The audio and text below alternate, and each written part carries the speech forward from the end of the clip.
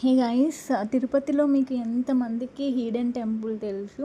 అంటే ఈ మధ్య నేను కూడా ఇన్స్టాగ్రామ్లో 2-3 వీడియోస్లో చూశాను. బట్ నేనైతే ఫస్ట్ టైం వెళ్తున్నాను అనమాట. ఇది తిరుమలలో ఉన్న నాగతీర్థం. అసలు అక్కడికి వెళ్ళగానే ఎంత పాజిటివ్ వైబ్స్ అంటే, అసలు ఎంత ప్రశాంతంగా ఉందంటే మనసుకి చాలా చాలా హ్యాపీ అనిపించింది.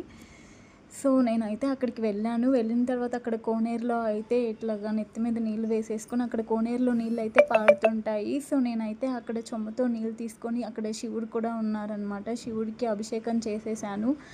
సో చాలా చాలా బాగుంది గైస్. ఎంత ప్రశాంతంగా ఉందో. శివుడికి అభిషేకం చేసేసి ఇంకా అక్కడైతే దండం పెట్టుకొని ఒక 20 మినిట్స్ అలా కూర్చున్నాం అనమాట.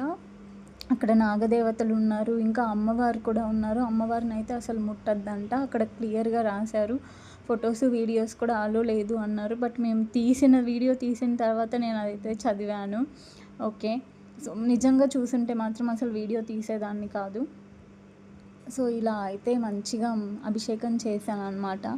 ఎంత ప్రశాంతంగా ఉందో. ఇట్లాంటి హిడెన్ టెంపుల్స్ చూస్తే మనసు చాలా చాలా హాయిగా అనిపిస్తుంది. చాలామందికి నాకు తెలిసి ఉండదు, లేదంటే అంత ప్రశాంతంగా ఆ టెంపుల్ ఉండదేమో అనిపించింది. ఎందుకంటే జనాలు ఎక్కువ ఉంటే అక్కడ ప్రశాంతత చాలా తక్కువ ఉంటుంది కదా.